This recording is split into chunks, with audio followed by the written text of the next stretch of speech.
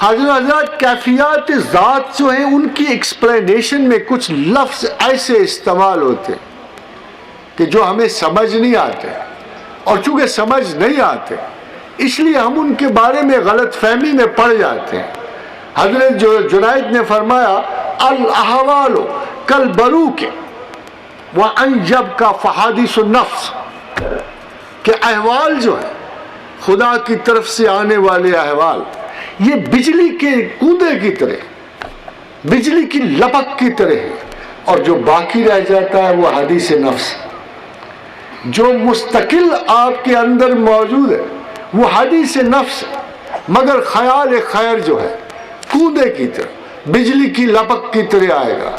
بعد میں حضرت شیخ شہاب الدین سہروردی نے قرآن حکیم کے مطالعے کے وقت، یہ آپ کے لیے ایک بڑی تعلیم کی بات ہے کہ قرآن حکیم کے مطالعے کے وقت کیفیات کی وضاحت کرتے ہوئے فرمایا کہ الاحوال کالبروق، کہ جب ہم قرآن پڑھ رہے ہوتے تو کوئی خیال خیر اس طرح آتا ہے جیسے بجلی کے لپکا، بجلی کا کوندا، اگر ہم آگاہ نہ ہوں تو ہمارے ہاتھ سے چلا جاتا ہے، اور ہم دوبارہ اسی پیٹرن آف تھاٹ پہ تلاوت کر کے فارغ ہو جاتے ہیں۔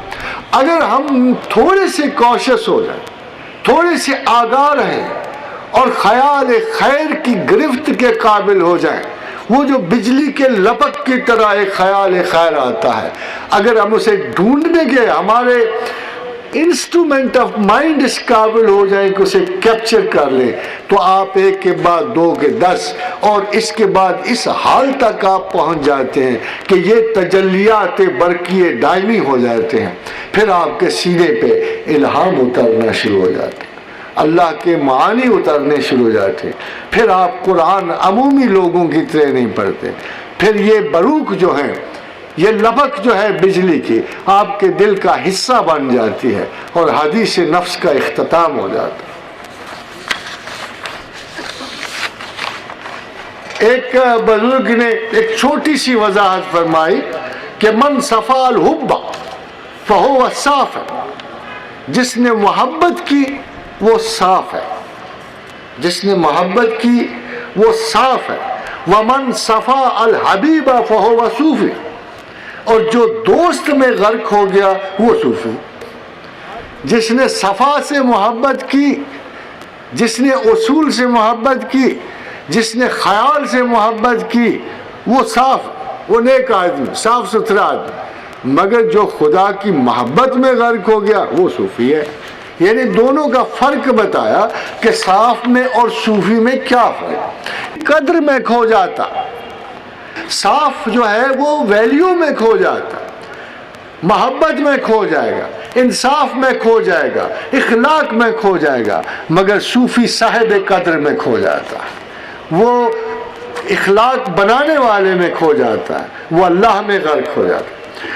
حضرت علی بن پندار سیرفی نشاپور کے ولی ہیں، فرمایا التصوف اسقاط الرؤیا، التصوف اسقاط الرؤیا للحق ظاہرا و باطنا۔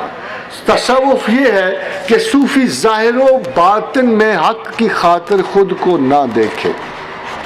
تصوف یہ ہے کہ حق کی خاطر اپنے آپ کو نہ دیکھے، اس لیے کہ نفس کی سب سے بڑی کمزوری ہمدردی ہے۔ سیلف جو ہے، ہماری اپنی ذات کے ساتھ ہمدردی ہمارے سب سے بڑا نقص۔ کوئی شخص خدا کو نہیں پا سکتا جس کی ہمدردیاں اس کی اپنی ذات کے ساتھ ہوں، جو اپنے سے انس رکھے، اپنے کو مظلوم سمجھے، اپنے کو مجبور کہے، جس کو قدر کی ہر تیر کی چبھن محسوس ہو، وہ اللہ کا بندہ نہیں ہو سکتا۔ قبولیت صرف اور صرف اللہ کی ہے۔ زندگی کے تواتر سے گزرتے ہوئے وہ شخص جو ہے اگر صبر کے مقام نہیں ہے، جیسے حضرت بشر حافظ رحمۃ اللہ علیہ فرماتے ہیں کہ افضل المقامات اعتقاد الصبر علی الفقر، کہ سب سے بڑا مقام فقر میں، فقیری میں، تصوف میں یہ ہے کہ فقر پہ صبر کرنا ٹھہراؤ، اور صبر بغیر علم کے نہیں ہے۔ قرآن اس کا اصول دے چکا۔ جب موسیٰ بار بار بے چین ہوتے تھے، بے قرار ہوتے تھے، اور حضرت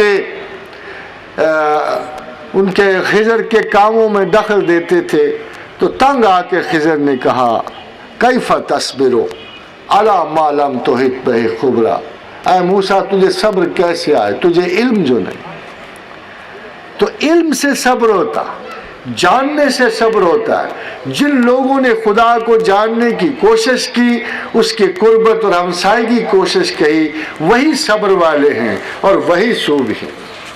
فقیر وہ نہیں جو ساز و سامان سے خالی ہو، فقیر وہ ہے جس کا دل آرزو اور تمنا سے خالی۔ فقیر وہ ہے کہ حضرت ابو عبداللہ محمد بن خفیف کا ارشاد ہے کہ التوحید الاعراض من الطبیعہ، کہ اپنی طبیعت سے پرہیز کرنا ہی فقر ہے۔ اپنی طبیعت سے، میری نفسی کیفیات سے، میری خواہشات سے ہی پرہیز کرنا جو ہے وہ توحید ہے۔ اور اب دیکھیے کیا خوبصورت اصول دوستی کا، صحبتوں کا، آپ جوانوں کے لیے، بڑوں کے لیے۔ حضرت حسن بصری استاد تھے، عالم تھے، بہت بڑے صاحب طریقت تھے۔ فرمایا الصحبت الاشرار تورث سوء الظن بالاخیار، کہ بدوں کی صحبت، ذرا غور کیجیے گا، یہ اصول دوستی ہے کہ بدوں کی صحبت نیکوں سے بدگمانی پیدا کرتی۔ اگر آپ بدوں کی صحبت کے قائل ہو گئے تو پھر آپ نیکوں سے بدگمانی کریں گے،